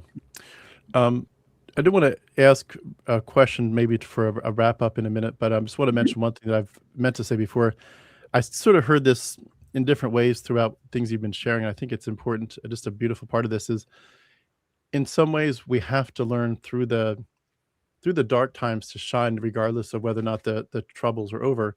Like, I think a lot of us, I know for sure me, I've struggled my whole life with thinking life is up ahead. Like, life happens when we get settled, when things calm down. And it's like, the reality is life doesn't get settled. Life doesn't necessarily get the way you think it's going to be.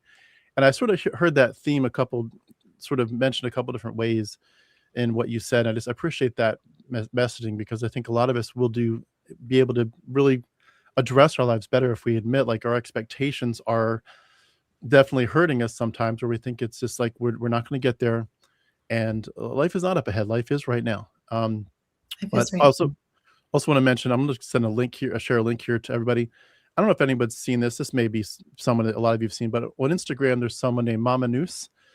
She makes kids songs that are they've been very meaningful to me. If you haven't heard of Mama Noose, please check it out on Instagram when you get a chance. She's got great stuff. But what I wanted to ask, if you could, is, Kim, could you maybe give a word? And by the way, if it's okay, after you answer this, I'd like to read a few comments real quick. Just, I know we've gone for a while, but read at least a sampling. But could you give a word to the parent that feels like they've maybe messed up, maybe they've been too harsh, they haven't done everything right? Certainly none of us have, but they really feel like they're at the spot where they're like, I want to be the best I can be. I want to be more sensitive to my kids. I certainly want to prepare them in a worldview sense more than ever. And just to, to not beat themselves up necessarily for where they've been, but just Yeah. to say that, share that there is hope.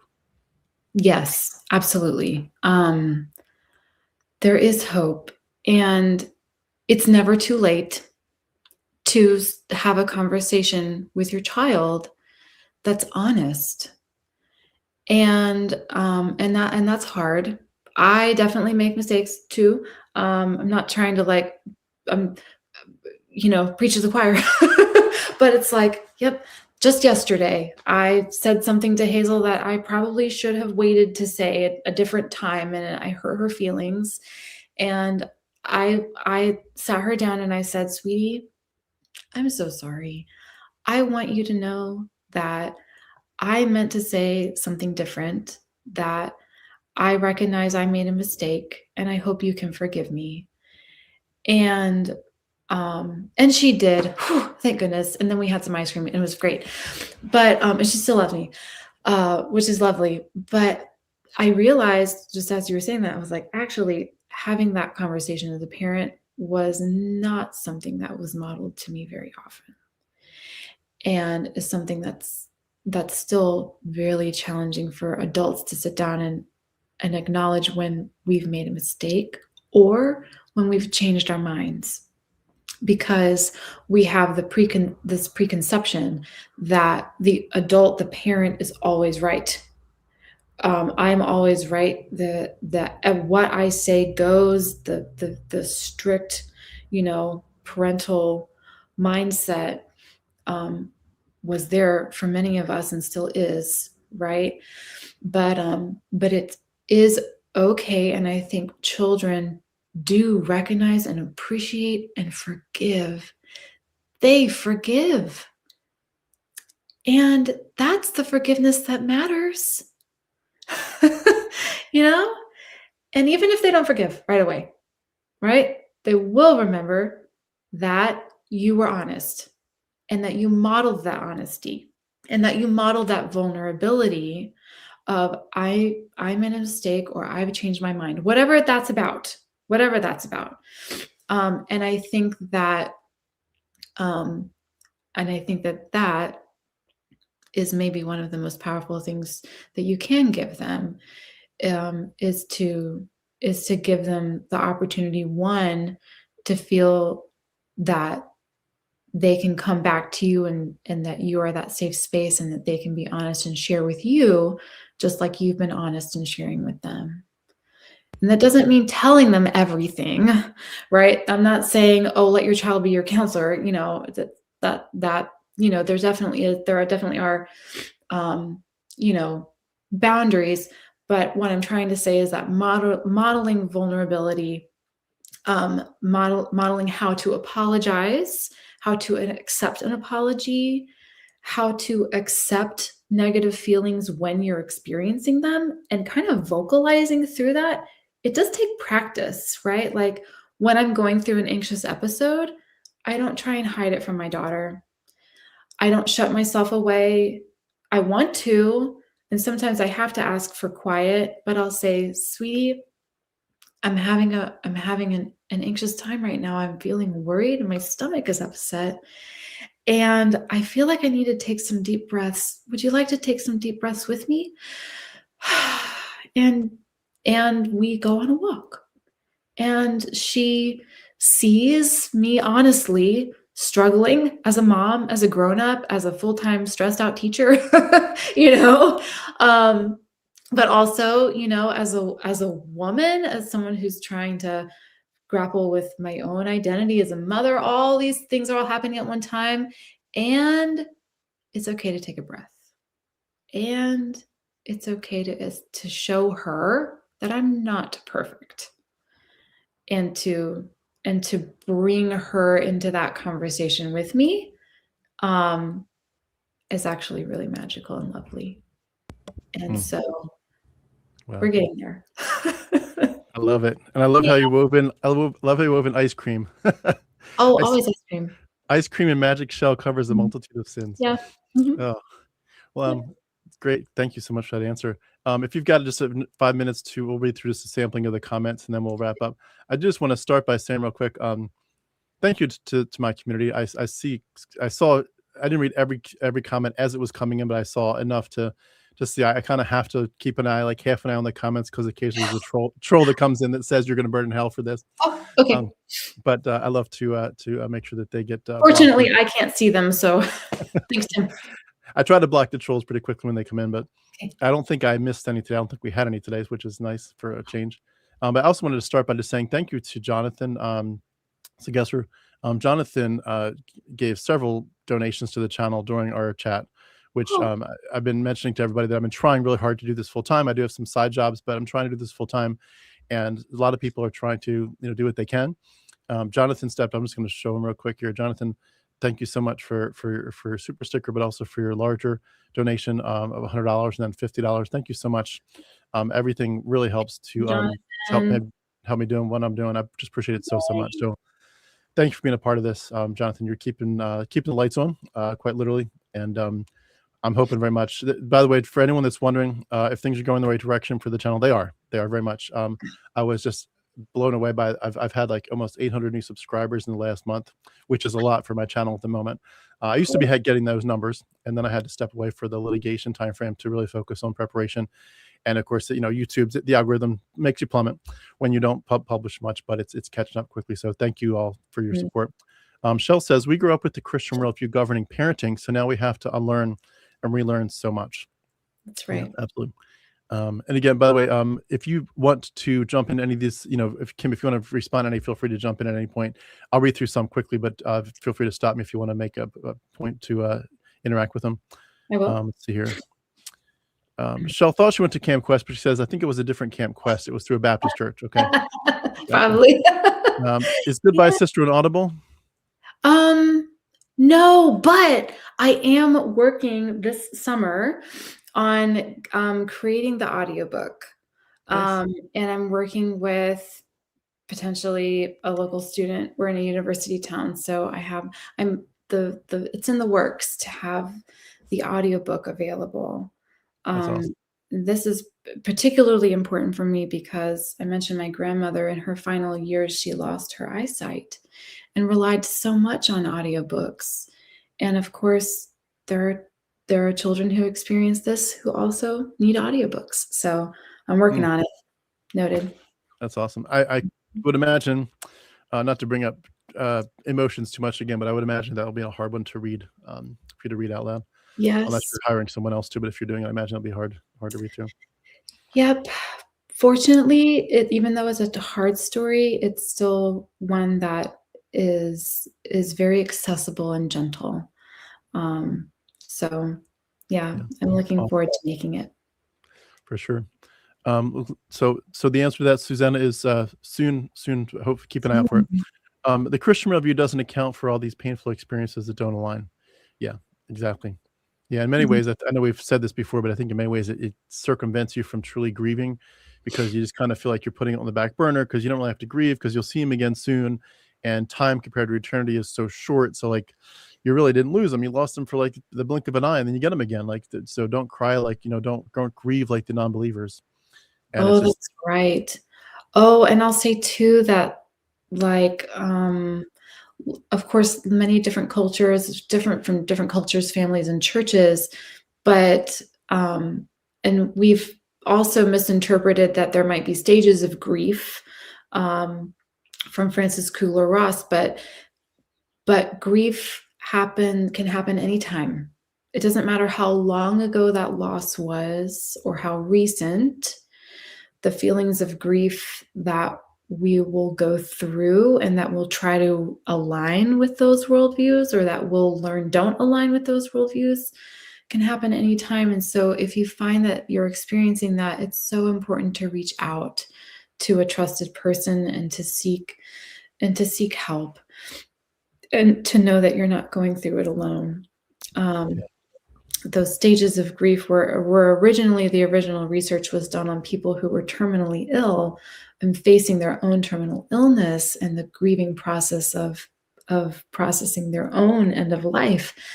But certainly as people going through loss, it's important to keep in mind that whatever your worldview, that grief is normal and natural, and that but that it's still important to share it. And so that's part of why I created the book, was because we didn't talk about Katie.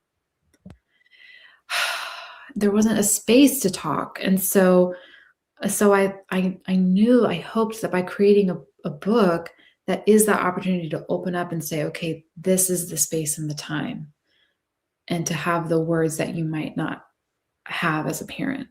So good stuff. Yeah, amazing. Let's see here. It multiplies the pain of loss when someone who isn't saved passes away, creates a severe issue psychologically. Christianity doesn't account for all the exceptions to the rule. Young, disabled. Christians infer what might happen, but the Bible leaves a huge gap there, just skips over it. Yeah. Mark says, Mark, representing the UK today. My grandmother was the only non-believer in the family. She used to say to us she wants to push up the roses when she's gone. When she said it was such a beautiful thing. She was connected to nature. Yeah. Shell again says, I think the religion conveniently skips over it to prevent contradicting its own message of complete depravity or original sin. If they acknowledged what it meant, it would be recognized as terrible. Yeah, I see a return to nature as a beautiful thing now too. We take energy, then we give it back in order to be for the next to be born. That is beautiful. Yeah. Mark says kids deserve the truth. Yep. They do. It's crazy when I have these conversations with my kids. They're not afraid, as you said, Kim, but if I bring up the concept of God, they're terrified. God is a scary, powerful, and inconsistent arbiter that keeps children in a state of constantly feeling unsafe. It's abusive to put children in that mindset. She continues, yes, Kim, I love that. It's okay to say I don't know. In Christianity, if a child asks a question about God, we always had to have an answer. And if we didn't have it, we had to find it. We had to have answers because we felt responsible for our children's eternal safety. And if we couldn't answer questions about God, we might be failing them, making them unsafe. Yeah. Yeah. I think one of the more empowering things that I've found in our parenthood choices is choosing to let our daughter read and explore stories from other religions, and to be frank and honest about what we do and don't understand about different religions, because we're not experts. But for example, she has read like some Percy Jackson kind of inspired stories, and other children's literature out there that feature gods or goddesses from different beliefs and time periods and cultures. And I think that kind of education can help children understand that the idea of God doesn't have to be scary. It doesn't have to be terrifying. That they don't have to be afraid of the idea of a god and what gods or gods can represent. So I'll put another plug out there for the Annabelle and Aiden series of books, which are great, and that also help to explain things like gods and mythology and life and death, kind of in a fun and engaging way. So check those out if you haven't already. Good stuff. I'm going to put a link in for that for anyone that's Yeah. looks like from Joseph Becker, right? Yes. Yeah. And so he's got some awesome books and continues to make more. He's great self-published author who I admire a lot and respect.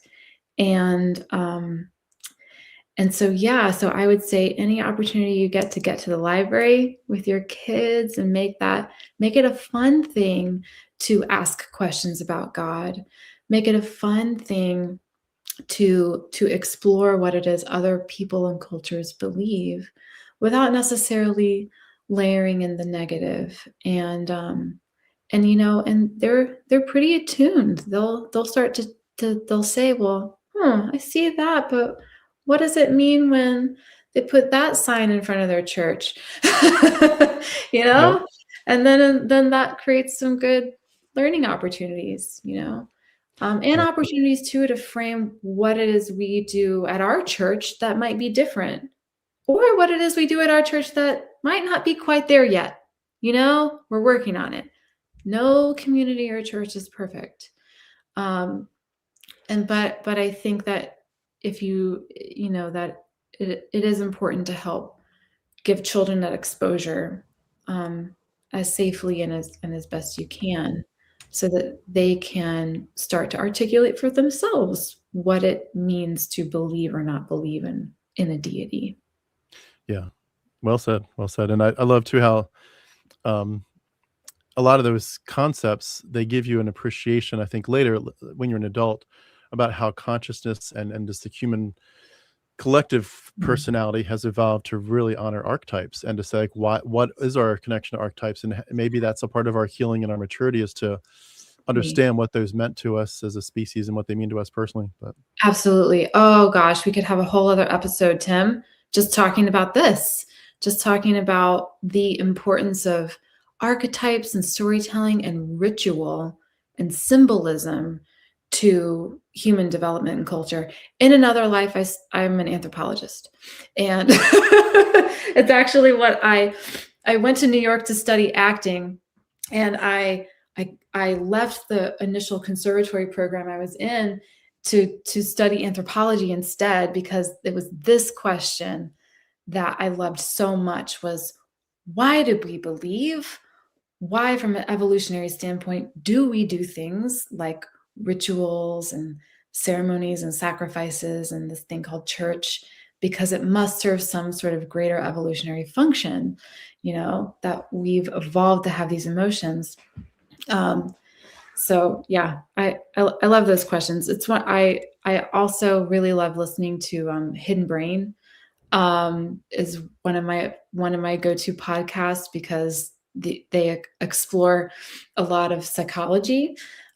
So I got really into psychology through questioning and through exploring different religious beliefs. So that's another way in, is in terms of conversing with kids about how our minds work and how society works. It just opens up a whole new world it does. of questions and things to explore together, which I think is just wonderful. That's awesome. I put the link for that, for Hidden Brain, in the comments. Also, by the way, I put in a different link for. So I interviewed years ago. At this point, Carl Sagan's daughter, Sasha Sagan. Have you ever heard of her? I hadn't. No, cool. She wrote a book called for small creatures such as we. And I'm gonna let me get the full quote from it. That sounds lovely. The full quote was from her dad's parents' book, Contact, and the actual quote is from Carl Sagan. For small creatures such as we, the vastness is bearable only through love. And it's just a great, and she took that quote from her late father and turned it into the title for her book. But anyway, I interviewed her. She deals with that issue directly, so it's a really good topic. So maybe I'll have to see if I can get her back on, and I can have you all together as a sort of a tag team to address some of these issues. It's great topics, man. I'm just That would be I don't cool. know if you know this, but I write notes constantly when I'm interviewing people. I write them with my left hand, and I don't know if it's legible or not, but I have like so many notes from our conversation. I Whoa, love it. I love it. you So were taking notes the whole time? yeah, I probably walk away from most interviews with about 10 pages of notes, and you're no Oh my exception. goodness.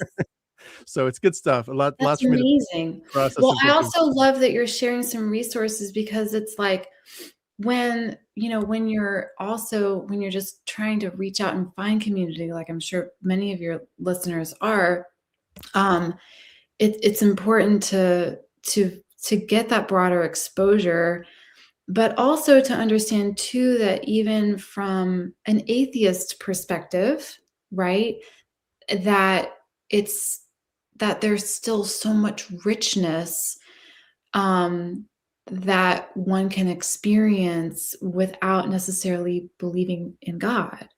And I think that might be one of the scariest things for someone who's leaving a religion, is that what will this emptiness be?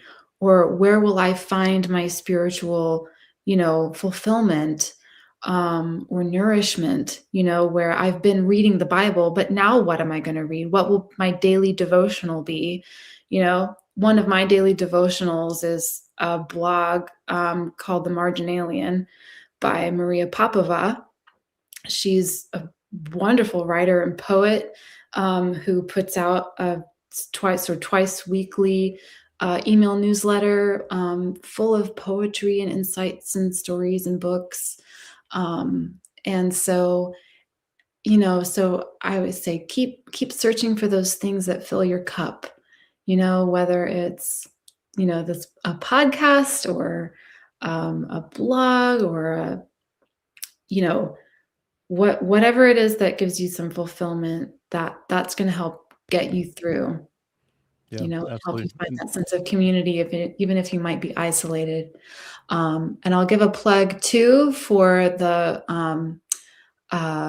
Recovering from Religion, which is another organization that offers a hotline that you can call and talk to someone who is going to be a good listener and who will be there to help you through navigating leaving a church if that's the experience that you're going through. So just know that there are resources out there. And so, Tim, thanks for providing a platform for being able to share some of those ways in for people who are navigating different experiences. Yeah, absolutely. And it's I put the link in for Recovering from Religion, but Mhm. there's some great people. I've been able to interview at least 4 or 5 people, including Daryl Ray himself. Yeah. But a lot of people have been on the channel. I'm trying to eventually get to most everybody who's there. But yeah, Mhm.